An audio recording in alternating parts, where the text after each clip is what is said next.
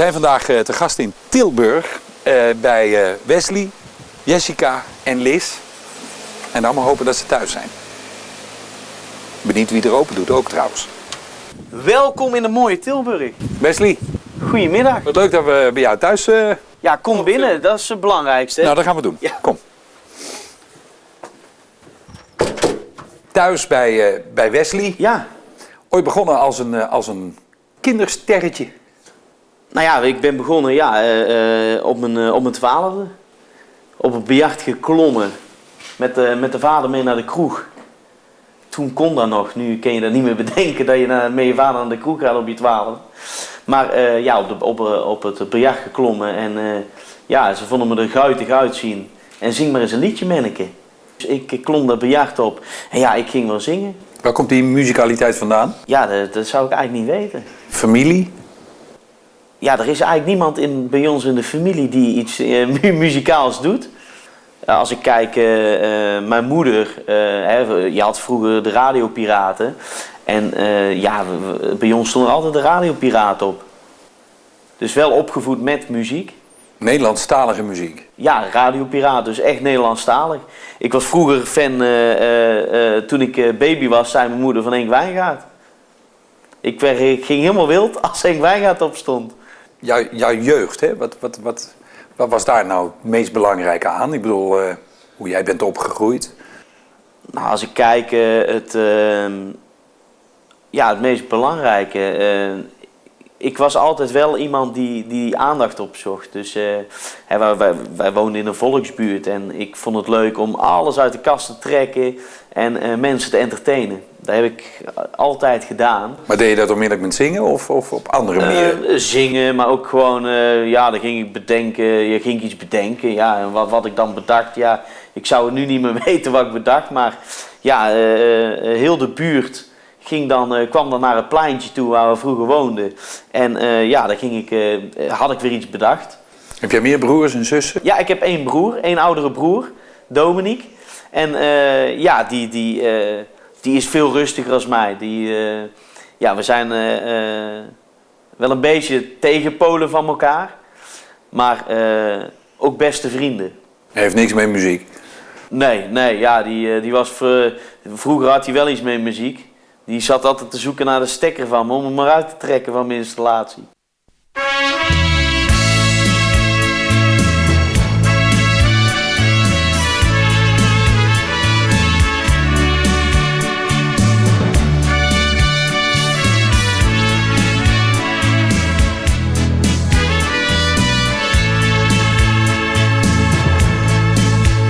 Het begint bij je geboorte en wie zie je dan het eerst? Dat is je moeder.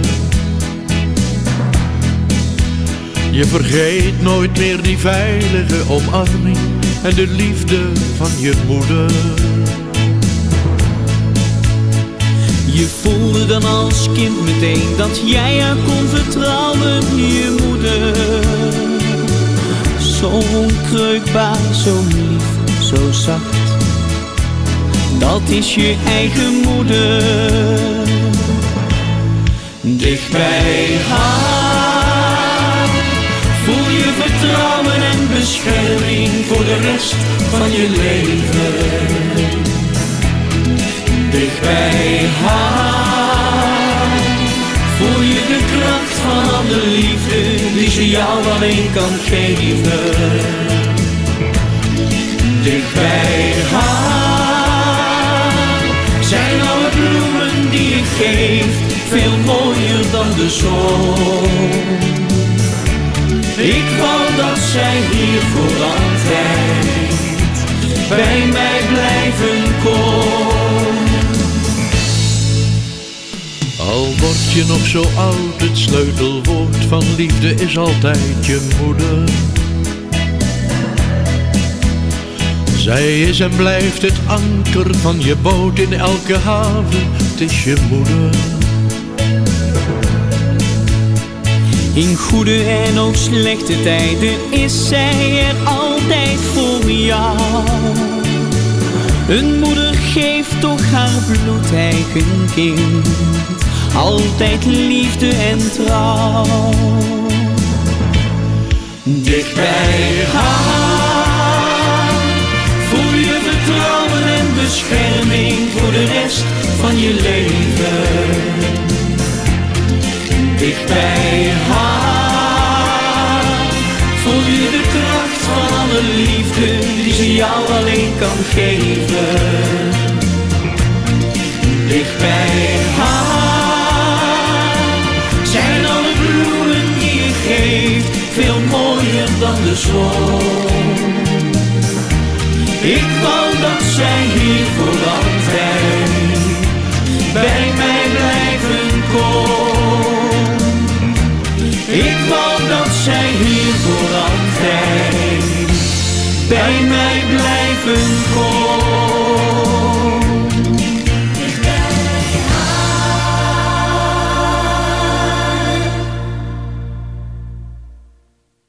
Op enig moment ga je naar een lagere school toe. Dan had je wel een idee wat je wilde worden later. Ja, nee, dat is niet echt dat ik iets had van, oh, ik wil dat worden. Of... Geen politieman of brandweerman? Nee, helemaal niet.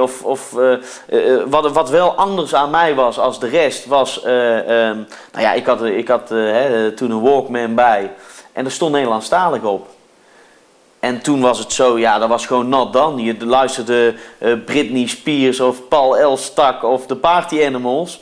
Maar ja, je ging er niet Henkie Wijngaard opzetten op je Walkman. Jij was een buitenbeentje? Ja, dat ook weer niet.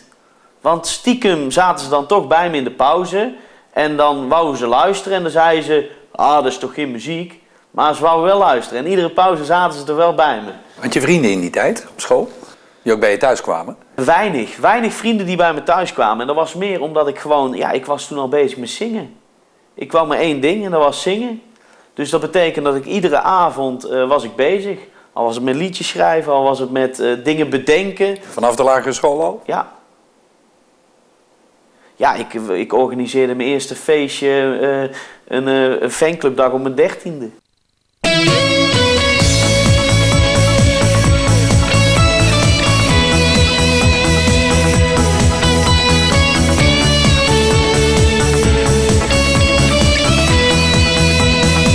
Het was maar liefde voor één nacht, waren jouw laatste woorden.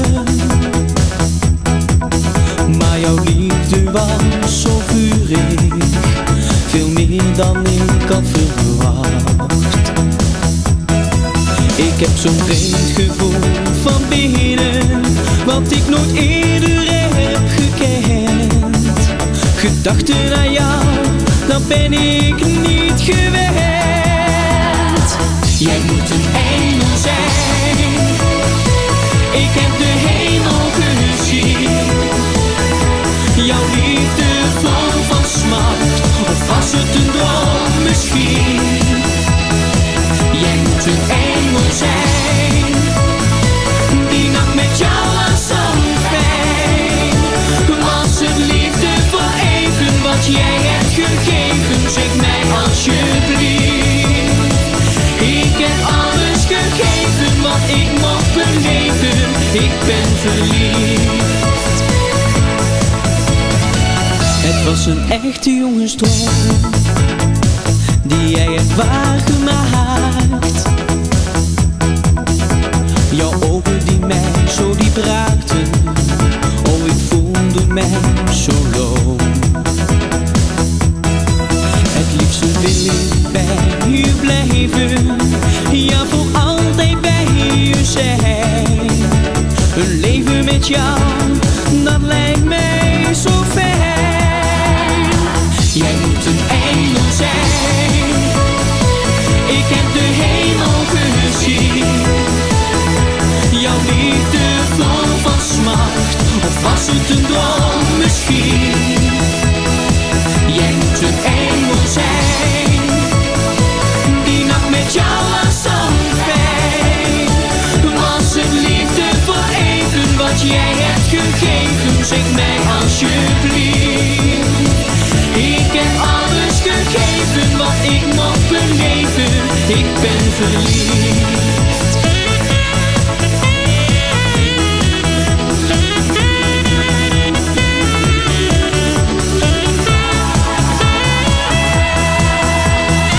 Jij moet een engel zijn.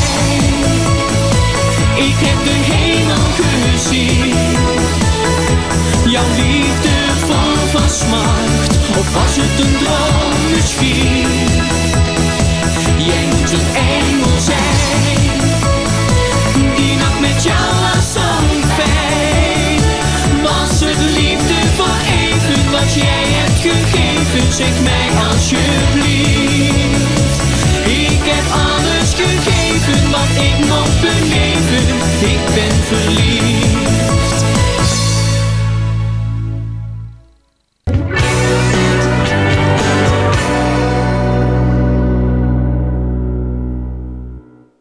Uiteindelijk, ik bedoel, nadat je dat biljart bent opgeklommen en misschien al wel op een bühne hebt gestaan, op een toneel hebt gestaan, kom je iemand tegen die jou ontdekt. Hoe is dat gegaan en wie is dat geweest? Nou ja, weet je, ik was op een gegeven moment... Het ging eigenlijk razendsnel. En hoe dat het komt, ja, toen zongen er een stuk minder mensen als nu. Dus toen was het nog bijzonder om te zeggen, ik zing. En ik stond bij Ome Cor Revue Show. Ome Cor Revue Show is van Joris Linssen van Hello Goodbye en Taxi heeft hij toen gepresenteerd. En die had de Ome Cor Revue Show, dat ging door heel Nederland heen. En die zei van, hé Menneke, wilde jij niet met mij met de show mee? Toen was ik ook een jaar of 12, 13 al. Dat is eigenlijk heel snel gebeurd. Mijn ouders dachten van, luister, zodra de school er niet onder leidt, doe maar wat wil Menneke. Nou ja, dat heb ik gedaan. En toen stond ik op een gegeven moment in Tivoli in Utrecht, het popcentrum. Toen stond ik daar met vader Abraham, Pierre Kartner. Toen liep ik eigenlijk ik was niet brutaal, maar ik durfde wel ergens op te stappen. En ik liep naar Pierre Kartner toe en ik zei, meneer vader Abraham, ik wist begot niet dat die man Pierre Kartner heette. Ik zei, meneer vader Abraham, wilt u voor mij een liedje schrijven? En toen zegt hij, ik heb net geluisterd, kom maar eens naar Breda toe. Dus nou ja, ik was de koning te rijk, want ik mocht als klein manneke naar Pierre Kartner op bezoek. Nou ja, dan kom je binnen bij hem in Breda in zijn huis. Daar staat er een geweldig mooi groot vleugel met een groot smurf erop. En daar zat hij achter en toen zegt hij, nou, laat maar eens horen wat je kan. En 3 weken later zaten we in de studio en hadden we mijn eerste single. En die heette? Bedankt.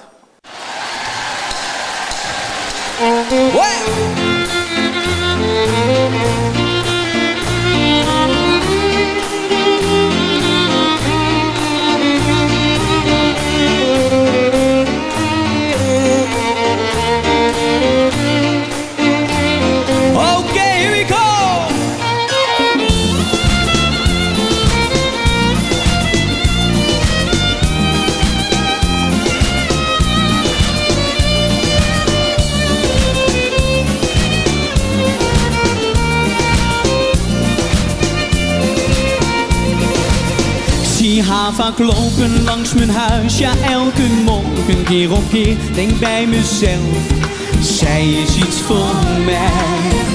Blonde lokken in de wind, blauwe ogen, goed gezin. Maar weet niet zeker, is zij nog wel vrij? Wil ze wel of wil ze niet? Ik wil het weten alsjeblieft.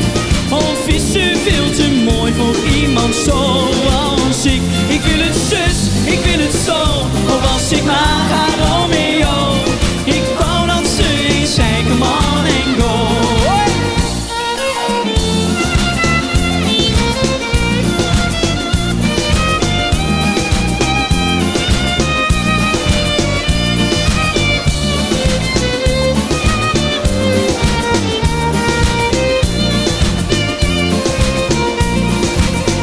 Ik zit van alles te verzinnen, waarom ziet ze mij toch niet? Ik wil haar beminnen, ja heel dicht bij haar zijn. Ik zal haar mijn nummer geven, hopelijk belt ze me dan snel. Of een sms, dat lijkt me zo fijn. Wil ze wel of wil ze niet? Ik wil het weten alsjeblieft. Of is ze veel te mooi voor iemand zoals ik? Ik wil het zus, ik wil het zo. Of was ik maar haar Romeo? Ik wou dat ze eens zei, come on and go.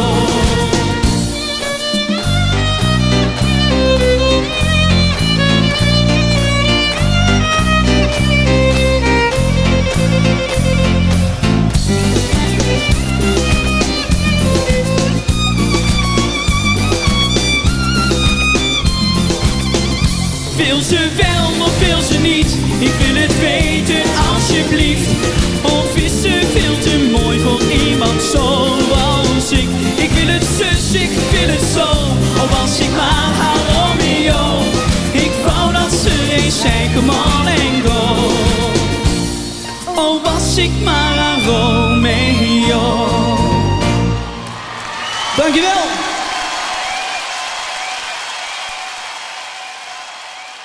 Bedankt was een liedje. Hij zei, waar wil je over zingen? En dat wist ik wel, want dat waren mijn ouders. Mijn ouders die steunden me altijd door dik en dun. En hoe jong dat ik ook was, besefte ik wel dat het bijzonder was wat mijn ouders voor me deden. En Pierre wist natuurlijk als geen ander, bedankt lieve ouders, is ook van Ja, hem, bedankt lieve ouders. Ga zo maar door. Hij heeft natuurlijk zoveel hits geschreven, die man. En ja, dat was wel heel apart. Toen was het zo dat ik dacht van, nou ja, ik moet toch iets doen om dit aan de man te brengen. Ik ga het gewoon hier in de buurt doen. Ik nodig gewoon fans uit. En ja, dan zie ik wel of er een cameraploeg komt, wel of niet. Nou ja, toen ging ik naar Berry en Alexia in Goorlen. En toen verkocht ik die zaal uit met 900 kaarten. In 2-3 weken tijd. Dus deden we een persbericht uitsturen. En toen bleek dat toch best bijzonder te zijn. Want ja, wie was dat Brabants klein manneke die zaal vulde met een cd-presentatie, terwijl dat hij nog nooit iets uit heeft gebracht.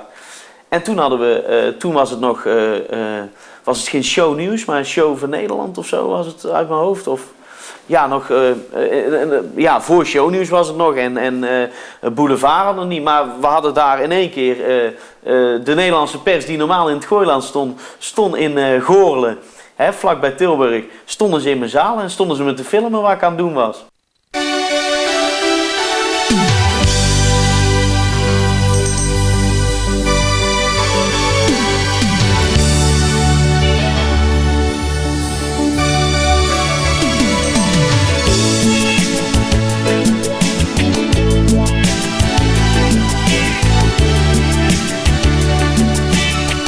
Ik ben nog jong, toch moet ik er al aan gaan wennen. Dat ik het huis waar ik geboren ben verlaat. En als ik zeg het doet geen pijn, dan zou ik liegen. Het is mijn jeugd die een klein beetje overgaat. Ik kan ook net doen of het mij toch niks kan schelen. Dat heet dan stoer, maar ik heb ook nog mijn gevoel. Ik wou mijn ouders, als het zover is, bedanken. Want liefde is toch veel meer dan een bed en een stoel. Bedankt, bedankt, bedankt, bedankt. Voor al die jaren van geluk. Mijn jonge leven kan niet stuk. Dat zal ik toch niet vergeten. Bedankt, bedankt, bedankt, bedankt. Wat jullie mij hebben geleerd. Wat goed is en wat ook verkeerd. Dat mag heel de wereld weten. En als ik weer eens met mijn fietsje was gevallen, dan gaf mijn moeder me een pleister op mijn knie. Moet ik mij daarom, nu ik ouder ben, dan schamen? We waren allemaal toch eens een keertje 3. Mijn hoofd, dat blijft een koffer vol herinneringen. Omdat ik ooit misschien het oude nest verlaat. Daar kan ik heel mijn leven over blijven zingen. Bij die gedachten raak ik nooit meer uitgepraat. Bedankt, bedankt, bedankt, bedankt. Voor al die jaren van geluk. Mijn jonge leven kan niet stuk. Dat zal ik toch niet vergeten. Bedankt, bedankt, bedankt, bedankt. Wat jullie mij hebben geleerd. Wat goed is en wat ook verkeerd. Dat mag heel de wereld weten. Bedankt, bedankt, bedankt, bedankt. Wat jullie mij hebben geleerd. Wat goed is en wat ook verkeerd. Dat mag heel de wereld weten.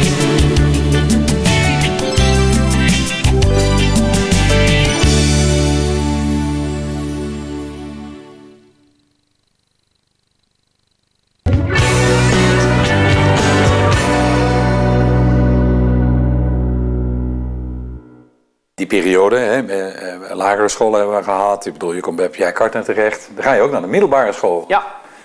Welke school was dat? Ik zat op de Rode Pannen. De Rode Pannen in Tilburg. Mijn ouders die zeiden van, wat wil je? Nou ja, toen was mijn advies een heel andere school. Ik zou veel eigenlijk een Willem II college of zo moeten kiezen. Alleen dat wou ik niet. Ik wou de Rode Pannen en dat was maar om één reden. Op de Rode Pannen had je handel. En kreeg je, als je Rode Pannen handel deed, meteen je middenstand. En ik had bedacht, nou, dat wil ik doen, want ja, met zingen ben ik ondernemer, dus moet ik dat gaan doen. Moet mijn middenstandsdiploma hebben. Ja, want ja, nu hoeft dat volgens mij ook nog geen eens meer, maar dat had ik zo bedacht. Dus heb ik dat gedaan.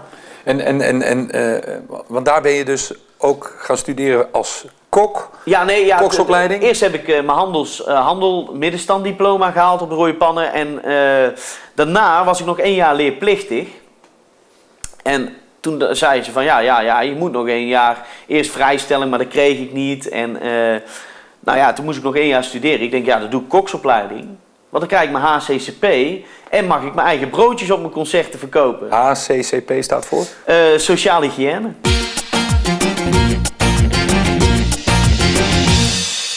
Nou staan wij hier niet zomaar voor een fornuis in jouw keuken. Overigens een hele mooie keuken door je vader gebouwd, hè? Ja, mijn vader die heeft hem helemaal, ja, behalve het gasstel, maar de rest heeft hij allemaal in elkaar getimmerd. Ja. Hey, maar ik zei al, we staan hier niet voor niks, want je hebt namelijk op de Rode Pannen... Ja, een koksopleiding gedaan. Ja. Ja, hier mag ik alleen niet aankomen. Jij kookt thuis niet dus? Nee. Want? Mijn vrouw zegt dat dan dit helemaal een handtekening krijgt van mijn kookkunsten en die wil ze niet in huis hebben. Wat is jouw specialiteit als je het wel zou mogen? Het enigste wat ik mag doen is barbecue. Dat is buiten. Dat is buiten. En broccoli soep. Want dat lukt er niet om die zo lekker te maken. En dan? Maar dat is ook maar 2 keer per jaar en dat accepteert ze dan. Dan doet ze ook eerst alles zeg maar weg. Al die frubbeltjes en dingetjes van... Dat zit allemaal Jessica, onder als jij kookt? Allemaal weg en dan mag ik de keuken in. Dus je hebt die opleiding gedaan. Maar Ja, ik kan het wel, maar ja, weet je, het is ja... ik ga er niet tegenspreken als mijn vrouw zegt dat ik niet mag koken. Ja, dan ben ik hier en de cameraman Kees. Ja. Wat zou jij voor ons koken als jij mocht koken? Ja, mijn vrouw is een kwart Indo. Dus dan zou ik gewoon Indische steaks maken. Op de barbecue. Luister Ivo, dan zitten we hier vanavond om 10 uur nog z'n thee te eten. Luister, beginnen ze vast aan. Gaan wij lekker buiten zitten wachten. En op jouw Indische saté. Zoetig, hè? Nee, hij is pittig. Pittig. Daar houden we van. Kees ook, hè? Kees houdt er ook van.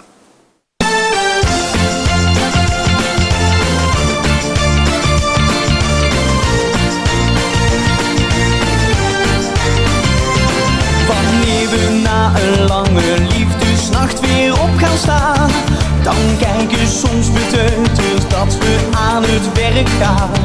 Het liefst zou ik ook blijven bij jou de hele dag, omdat je weet dat ik jou van de hele wereld toch het meeste mag. Ik denk overdag vaak gewoon, oh wat mis ik jou en pak de telefoon. Hallo schat, hallo schat. Ik wil je even zeggen dat ik zo waanzinnig van je hou. Hallo schat, hallo schat. Ik wil je heel graag laten weten dat ik elke dag nog stapel ben op jou. En s'avonds in de auto, een dag zit er weer op. Verlang ik naar jouw liefje, want jij bent echt de top. Vanavond lekker samen, dat wordt een mooie nacht. We zijn gek op elkaar, zodat er van de liefde heel wat wordt verwacht. En ik ga jou nog snel heel lief verrassen, doordat ik nog even bel. Hallo schat, hallo schat. Ik wil je even zeggen dat ik zo waanzinnig van je hou. Hallo schat, hallo schat. Ik wil je heel graag laten weten dat ik elke dag nog stapel ben op jou. Ik kan niet wachten tot jij straks weer in mijn armen ligt en alle liefdespijlen op me richt. Hallo schat, hallo schat. Ik wil je even zeggen dat ik zo waanzinnig van je hou. Hallo schat, hallo schat. Ik wil je heel graag laten weten dat ik elke dag nog stapel ben op jou. Hallo schat, hallo schat. Ik wil je even zeggen dat ik zo waanzinnig van je hou. Hallo schat, hallo schat. Ik wil je heel graag laten weten dat ik elke dag nog stapel ben op jou. Op jou, op jou. Was er in die tijd, ik bedoel, je middelbare school ging, ik bedoel, dan gaan de hormonen opspelen. Tijd voor vriendinnetjes? Zat je toen ook achter de meiden aan? Of Ja, dat valt Of zij eigenlijk achter wel mee. jou? Nou ja, weet je, het is met mijn vrouw, Jessica, we waren een jaar of 16, 17. Sindsdien zijn we bij elkaar. Dus dat was toeval. Ik ben nooit op zoek geweest. We kwamen met toeval elkaar tegen. Zij woonde bij mij in de buurt. Mijn schoonouders wonen 5 straten hier verderop. En nog steeds. En daar, ja, we konden elkaar, maar ja, niet echt van meer als gewoon elkaar kennen. En toen kwam ik ze tegen bij een optreden. En ja, toen raakten we aan de praat. En even later, ja, toen heb ik haar een sms gestuurd. Van, zullen we een keer afspreken? Nou ja, toen zijn we naar de Tilburgse kermis gegaan, want dat was toen een beetje in de periode. En ja, daar hebben we elkaar de eerste kus gegeven. Jullie hebben samen een dochter. Ja, Hoe heet ze? Liz. En hoe oud is ze? Liz is 6. Ben jij een echte papa, zeg maar? Of ben jij nog steeds die ondernemer die altijd nog maar bezig is om... Nou ja, dat moet ik zeggen, dat is wel geswitcht. Kijk, Liz heeft wel iets heel ergs veranderd in mijn leven. Ik was altijd om 6 uur op en ik was tot 1 uur, half 2 altijd aan het werk. Iedere dag door de week, het maakt niet uit. En ik heb nu wel echt momenten dat ik gewoon zeg van luister, ik blok mijn agenda en ik ga lekker iets leuks doen met mijn dochter. Maar is dat leeftijd? Zij staat wel op 1. Is dat leeftijd of is dat dat er naast zingen ook nog iets anders is? Nou, ik denk absoluut dat er naast zingen nog wat anders is. En ik denk dat ja, dat weet je ook pas als je vader bent geworden. Van tevoren weet je dat gewoon niet. Want je denkt, ja luister, dat blijft het leukste en dat blijft het geweldigste. En als ik nu kijk, mijn grootste concert was dan voor 6500 man hier in Tilburg. Op 1 avond in 1 zaal. Maar daar geniet ik net zoveel van als dat ik zit te knuffelen met mijn dochter op de bank. Dat is eigenlijk heel vreemd, want dat is iets ultiems wat je meemaakt. Maar als zij op de bank tegen me aan zit te knuffelen en zegt, papa, ik hou toch zoveel van jou.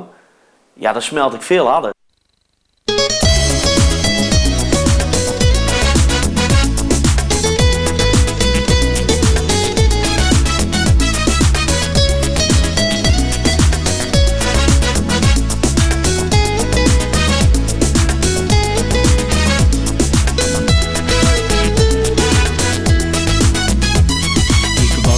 van hier naar samen met jou en dacht of ik soms dromen zou.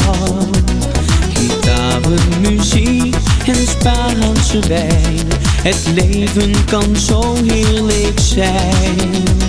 Ik keek steeds maar diep in jouw ogen en je zei me ik wil bij je zijn. Yo te quiero, tu blijft toch bij mij. Deze nacht is te mooi om alleen te zijn. Kom dans met me en voel je vrij. Yo te quiero, zij je liefste. Ik wil deze nacht bij je zijn. Het was romantiek, je gaf me een kus. Mijn hart ging toen steeds sneller slaan. Vol temperament, die ogen van jou. Je vroeg me laat mij nooit meer gaan. Ik kan het nog steeds niet geloven, maar ik blijf bij je nu voortaan. Yo te quiero, tu blijft toch bij mij. Deze nacht is te mooi om alleen te zijn. Kom dans met me en voel je vrij. Yo te quiero, zij je liefste. Ik wil deze nacht bij je zijn. Oh, de gitaren speelden daarvoor alleen. Ik hoor nog steeds die melodie. Dan droom ik weer van al die nachten daar met jou. Toen je me zei ik hou van jou. Yo te quiero, tu blijft toch bij mij. Deze nacht is te mooi om alleen te zijn. Kom dans met me en voel je vrij. Yo te quiero, zij je liefste. Ik wil deze nacht bij je zijn. Yo te quiero, zij je liefste. Ik wil deze nacht bij je zijn.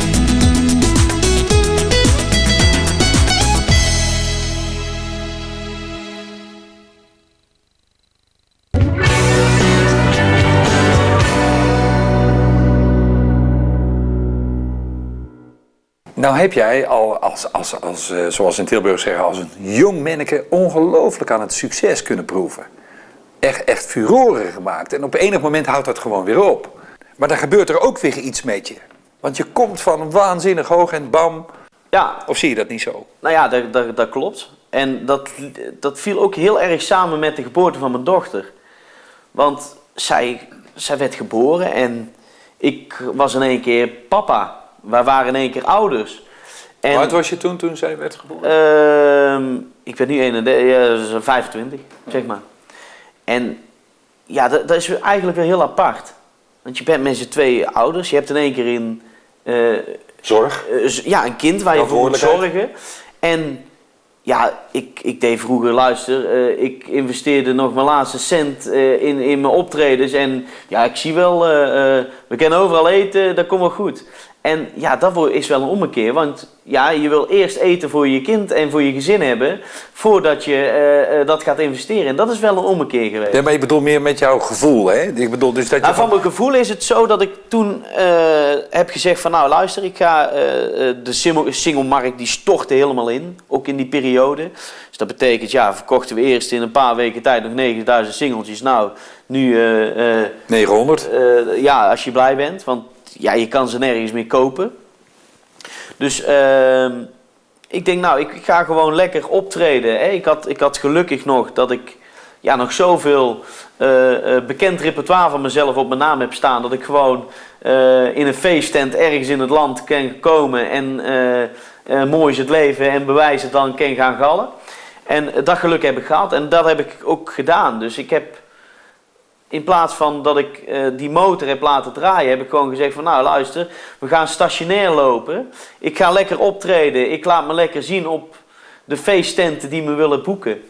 En ik ga eerst eens goed kijken van nou wat ik doe en ik ga genieten van mijn dochter.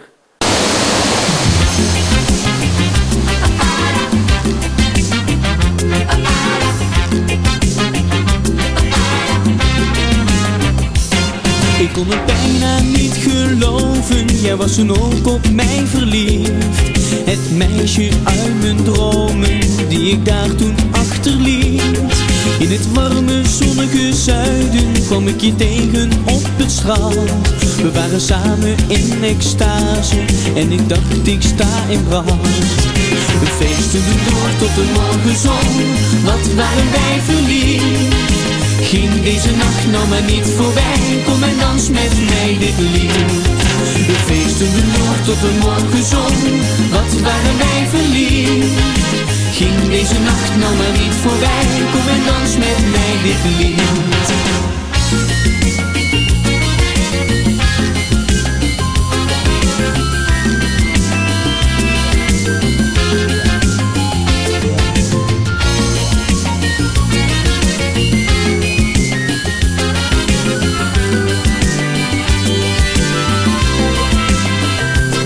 De laatste avond is gekomen, we lagen samen zij aan zij. Kon ik maar altijd bij jou blijven, maar waarom moet dit zo zijn? Morgen moet ik weer naar huis toe, heel ver weg bij jou vandaan. Jij hebt voorgoed mijn hart gestolen, jij blijft voorgoed in mijn bestaan. We feesten door tot de morgenzon, wat waren wij verliefd. Ging deze nacht nou maar niet voorbij, kom en dans met mij dit lied. We feesten door tot de morgenzon, wat waren wij verliefd. Ging deze nacht nou maar niet voorbij, kom en dans met mij dit lied.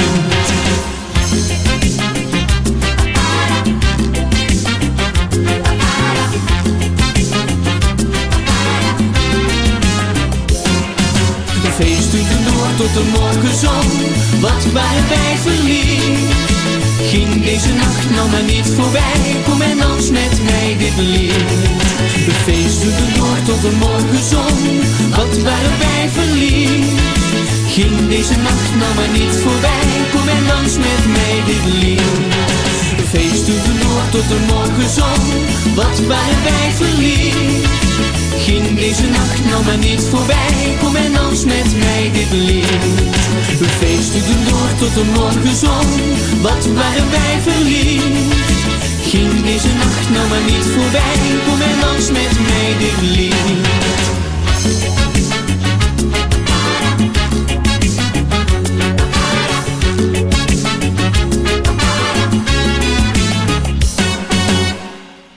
Vader aan mijn eerste plaat. Kwam er ook een tweede met Pierre Kartner? Ja, de tweede was... de eerste was eigenlijk al, ja, ik mag wel zeggen raak. En de tweede, dat was eigenlijk... het heeft niet het hoogste gestaan, maar het is wel een van mijn bekendere liedjes. En dat was Bewijs het dan. Dat was mijn tweede single. En hoe lang heeft die samenwerking met Pierre geduurd? Pierre heeft 2 jaar lang is hij mijn exclusieve producer geweest. En daarna is het eigenlijk zo dat onze wegen gescheiden zijn. Is daar ook een reden voor? Nee, absoluut niet. Want verder kijken. 2 jaar later was het zo dat ik het moederlied met hem opnam, een duet. Dus we zijn altijd wel, onze carrière blijft elkaar wel kruisen. 1 keer in de zoveel tijd zien we elkaar wel. En ik blijf geweldig respect voor hebben. Ik had ook op dat moment, toen ik die concerten deed en zo, was er 1 iemand waar ik een duet mee wou doen. En dat was Pierre Kartner.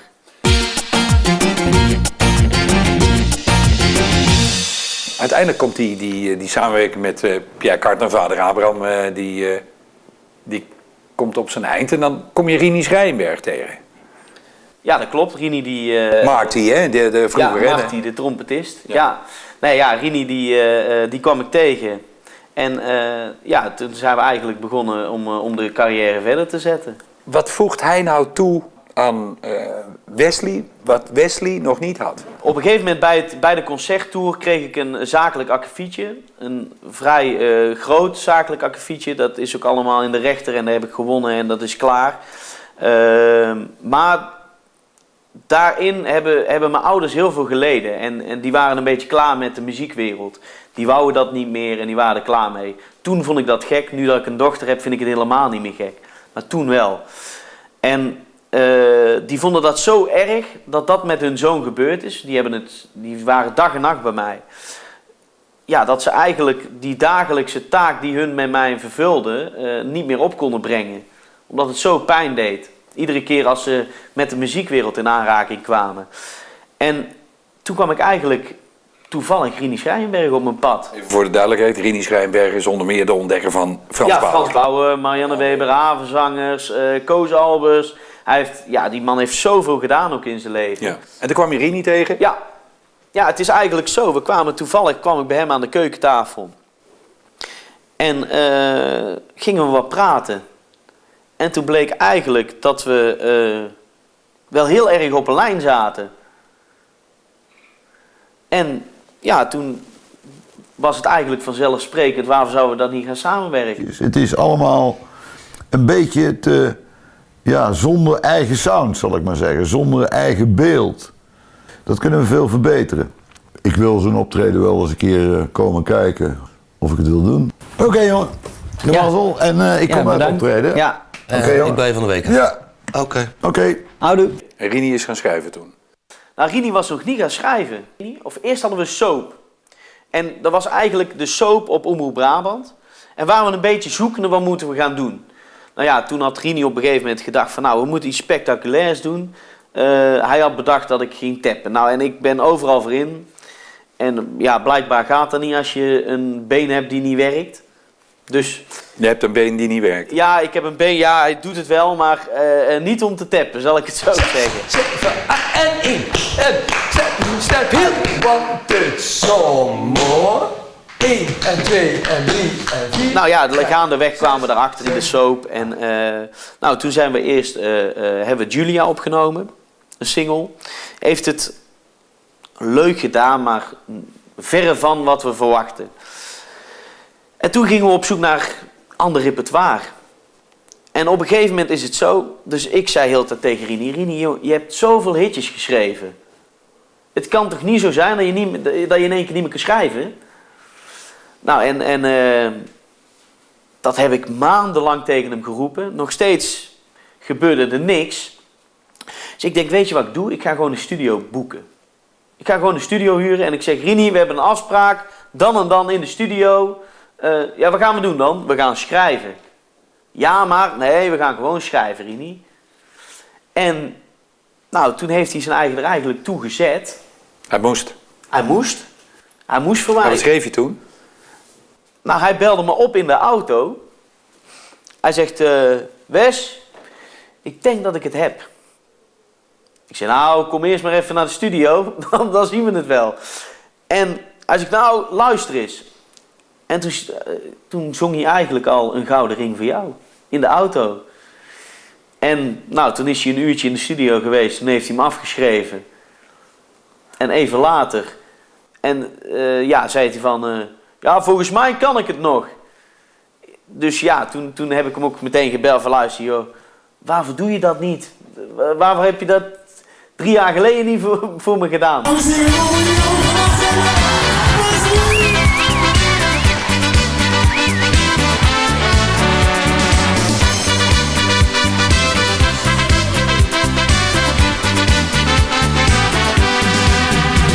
je zegt dat je veel van me houdt en me wil, bewijs het dan. Als je zegt dat je vaak van mij droomt, word ik stil, maar bewijs het dan.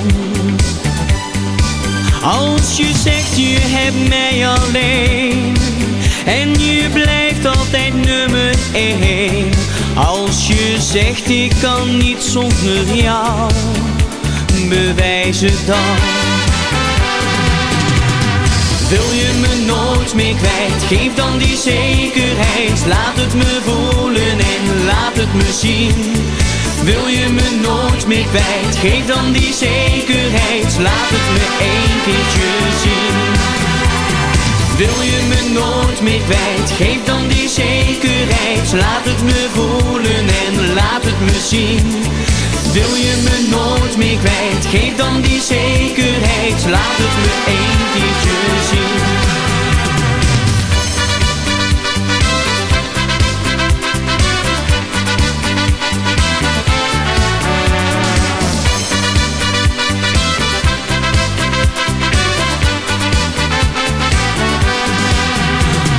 zegt heel de dag, denk ik altijd aan jou.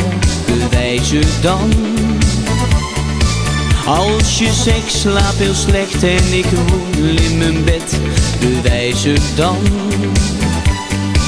Als je zegt laat je nooit meer gaan, daar kun jij altijd van op aan. Als je zegt jij hebt mij als vrouw, bewijs het dan. Wil je me nooit meer kwijt, geef dan die zekerheid. Laat het me voelen en laat het me zien. Wil je me nooit meer kwijt, geef dan die zekerheid. Laat het me één keertje zien. Wil je me nooit meer kwijt, geef dan die zekerheid. Laat het me voelen en laat het me zien. Wil je me nooit meer kwijt, geef dan die zekerheid. Laat het me één keertje zien. Wil je me nooit meer kwijt, geef dan die zekerheid. Laat het me voelen en laat het me zien. Wil je me nooit meer kwijt, geef dan die zekerheid. Laat het me één keertje zien. Wil je me nooit meer kwijt, geef dan die zekerheid. Laat het me voelen en laat het me zien. Wil je me nooit meer kwijt, geef dan die zekerheid. Laat het me één keertje zien. Laat het me één keertje, laat het me één keertje, laat het me één keertje zien. Laat het me één keertje, laat het me één keertje, laat het me één keertje zien.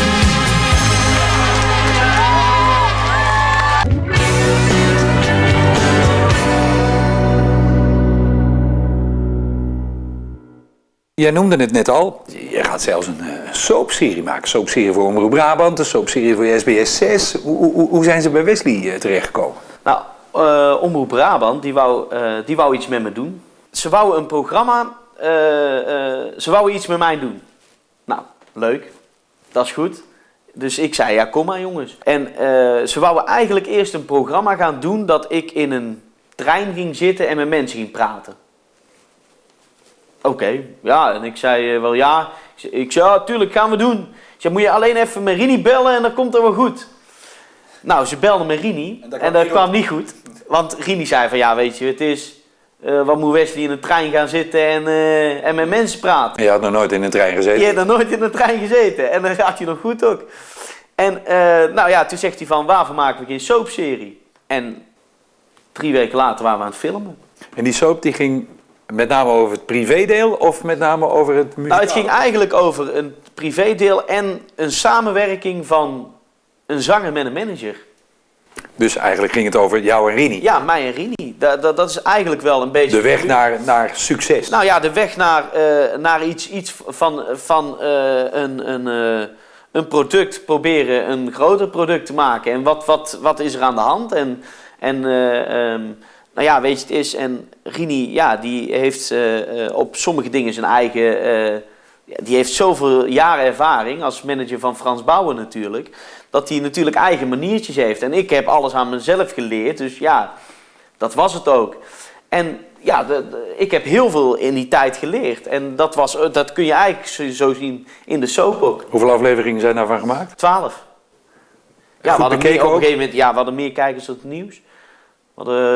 Voor Omroep Brabant hadden we 365.000 kijkers. Dan kom je bij SBS. Die gaan ook een soap doen. Maar ik neem aan, een andere soap. Ja, de soap op SBS 6 is eigenlijk iets heel anders.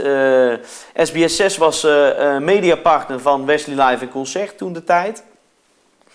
En omdat ze mediapartner waren, vonden ze het wel leuk om een soap te doen. En die stonden met camera's naast je bed, 's ochtends? Ja, dat ging eigenlijk, dat was eigenlijk een programma om... Ja, wat doet dat manneke eigenlijk? Die zit overal concerten te geven, maar wat doet hij? En dat was wel een heel verschil, want... De meeste artiesten komen 's ochtends aan op de concert en die zien dan wat ze moeten doen. Maar ja, ik zat 's avonds of 's ochtends om 4 uur al de kabels mee te rollen. En dat kon je zien op SBS 6.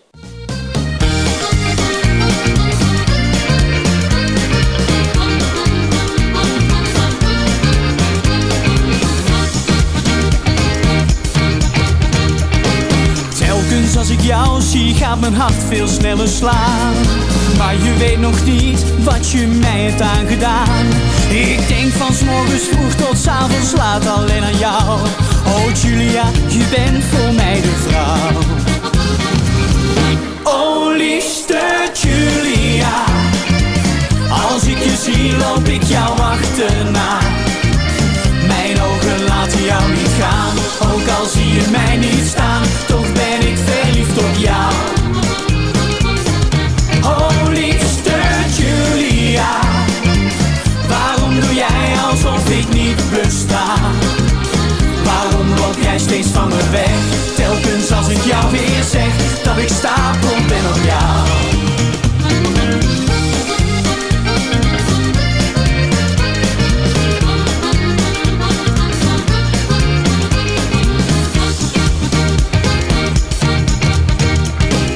Zeg me lieve Julia, voel jij ook iets voor mij?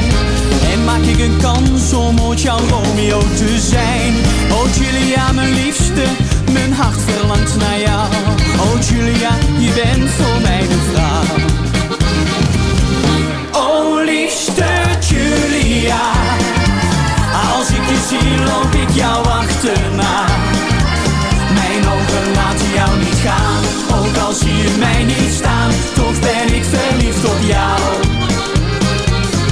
Oh liefste Julia, waarom doe jij alsof ik niet besta? Waarom loop jij steeds van me weg? Telkens als ik jou weer zeg dat ik stapel ben op jou. Oh liefste Julia, als ik je zie loop ik jou achterna. Mijn ogen laten jou niet gaan, ook al zie je mij niet staan. Toch ben ik verliefd op jou.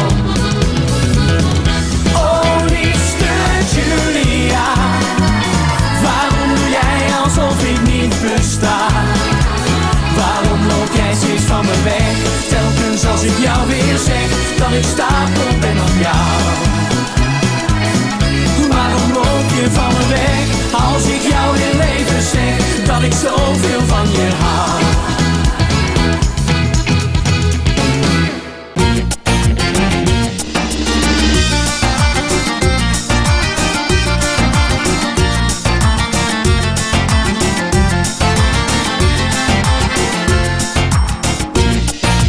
Hoeveel jaar is dat nu alweer geleden, die soaps?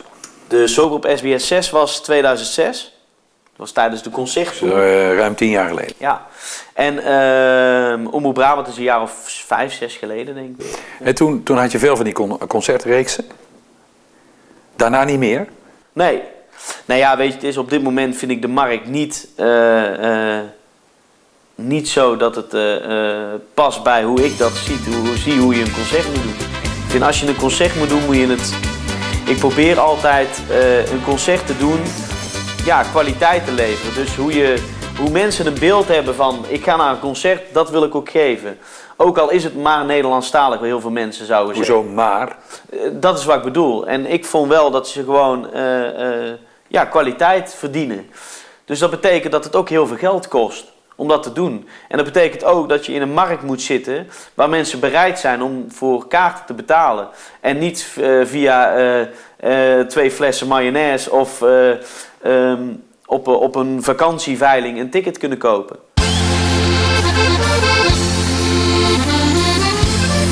We gaan springen! Hey, hey, hey, hey!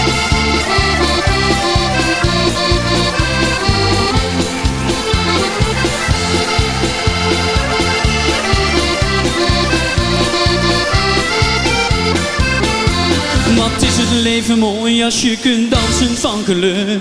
De liefde van je leven vindt, want dan kan het niet stuk. Ik wil dansen heel de nacht en is het eventjes weer stil. Dan vraag ik met een lach of je met me dansen wil. Kom dans met mij. Laat de muziek je hart verleiden. En al je zorgen verdwijnen.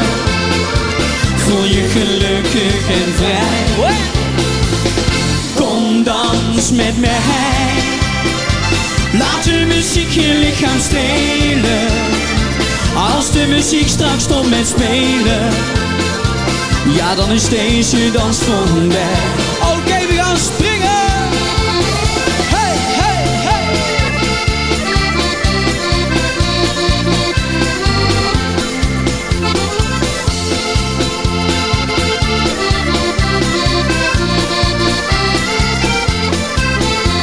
Ik voel soms een oase vol van ritme en muziek. Dan raak ik in extase en ik voel de romantiek. Ik wil dansen tegen jou aan, het liefste heel de nacht. En bij het licht van de maan kus ik jou heel zacht. Kom on! Kom dans met mij. Laat de muziek je hart verleiden. En al je zorgen verdwijnen. Voel je gelukkig en vrij. Kom dans met mij. Laat de muziek je lichaam strelen. Als de muziek straks stopt met spelen, ja dan is deze dans voorbij.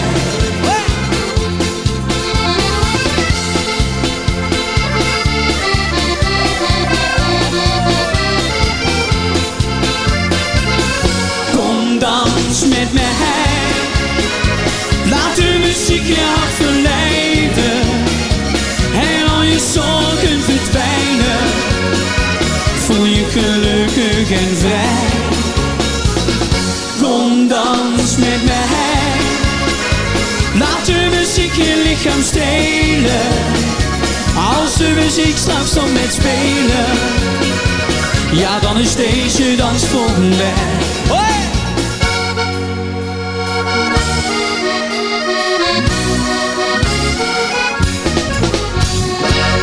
Manfred! Is het denkbaar dat Wesley een van de komende jaren zegt, joh, ik stop met dat zingen? Nee, nooit. Nee, daar ben ik heel stellig in. Zingen is en blijft mijn passie. En naast dat het... als ik op de bühne sta, dan dat is echt wel mijn ding. En bijvoorbeeld afgelopen week stond ik in de Bierhal in Tilburg. Nou, dat is een van de evenementen in Tilburg. En dan zegt zo'n organisator ook van ja, je kan wel zien dat dit echt je ding is. Maar dat is ook zo, voor mijn gevoel ook. Naast dat die man dat zegt, is het ook echt zo dat het zo voelt. Een deel van je leven? Ja, zeker. Zingen is gewoon mijn ding. Als ik tegen jou zeg Tilburg, wat zeg jij dan? Tilburg is een stad waar ik woon, maar Tilburg is ook op het gebied van mijn zingen is het wel heeft me heel veel gebracht. Ik heb het geluk dat vind ik zelf dat ik in Tilburg ben geboren. In Tilburg hebben we het grootste festival op mijn type muziek van Nederland. Het festival van het levenslied in Tilburg is, ik noem het altijd, als popartiest wil je op Pinkpop staan of Lowlands. En als Nederlandstalig artiest moet je op het levenslied van Tilburg hebben gestaan. Zo groot is dat festival. En ja, op mijn 14e stond ik daar voor de eerste keer. Lang blond haar en een zwoele blik, bibberende knieën, nou die voel ik. Ik loop op je af en ik fluister iets zacht. Blijkbaar valt dat goed, want je lacht. Het allereerste drankje, de allereerste dans. Je hebt me betoverd door deze kans. Opeens is het voorbij, je zegt je moet gaan. We spreken af weer snel uit de gaan. Ik voel me echt te gek, ik barst van het geluk. Want ik ben verliefd en dat kan niet meer stuk. Ik voel me echt te gek met iemand zoals jij. Zo mooi, je bent een wonder voor mij. Ik voel me echt te gek, ik barst van het geluk. Want ik ben verliefd en dat kan niet meer stuk. Ik voel me echt te gek met iemand zoals jij. Zo mooi, je bent een wonder voor mij.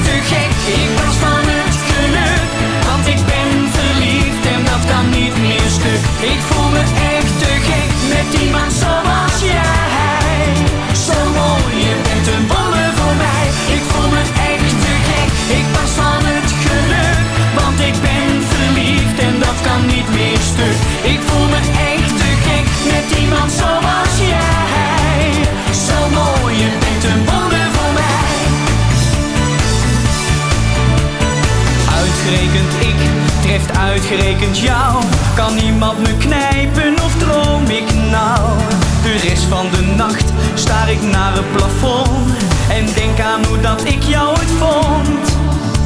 We hebben een date voor morgen staan, dan wil ik met jou naar de film gaan. Ik weet na die film komt er een spannende nacht. Welke vee heeft jou bij mij gebracht? Ik voel me echt te gek, ik was van het geluk, want ik ben verliefd en dat kan niet meer stuk. Ik voel me echt te gek met iemand zoals jij. Zo mooi, je bent een wonder voor mij. Ik voel me echt te gek, ik was van het geluk, want ik ben verliefd en dat kan niet meer stuk. Ik voel me echt te gek met iemand zoals jij. Zo mooi, je bent een wonder voor mij.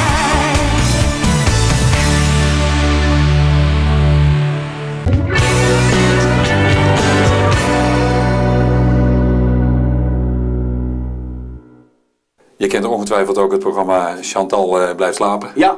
Ze heeft mij nog niet gebeld, jou ook nog niet, geloof ik. Nee, nog niet. Nee. En wij hebben een nieuw item, dat is met Ivo naar de wc. Ja. Ja. Hey, wij zijn hier bij jou in het kleinste hokje, zeg maar, het kleinste huisje. Daar, als jij hier zit, dan zit je naar het verleden te kijken. Nou ja, naar het verleden, naar bijzondere dingen. Daar zie je bijvoorbeeld de tegel. Ik heb in Tilburg een eigen tegel liggen. In de Walk of Fame in Tilburg. Oh, hebben ze die hier? Ja. Ja? En met Pierre Carter bij het Tros Muziekfeest. Even terug op die Fame komen. Daar ligt dan onder andere... Guus Meeuwis, John Veskes, een voetballer uit Tilburg. Ja, die lange rooie. Ga zo maar door. Ja. En daar lig jij ook? Ja. Dus gaaf, hè? Nou ja, ik weet het niet of dat zo gaaf is. Ik bedoel, dan is het net of dat je begraven ligt daar onder zo'n tegel. Staat je naam op. Ja, maar ja, je kan het beter in leven meemaken als je dood bent. Ja. Dus nee, niks aan. Feitelijk ben je een levende legende in Tilburg. Nou, ik sta ook in de encyclopedie van Tilburg. Oh, die hebben ze ook? Ja. Ja, we hebben alles hier in Tilburg. Hey, maar ja, hier hangt eigenlijk een beetje jouw biografie, maar dan ja, hier kun je zien, hè, duiken, dat ik duik. Ja, natuurlijk veelvuldig mijn dochter, mijn vrouw. Ja, en soms Rini zie je ook. Ja, prachtig.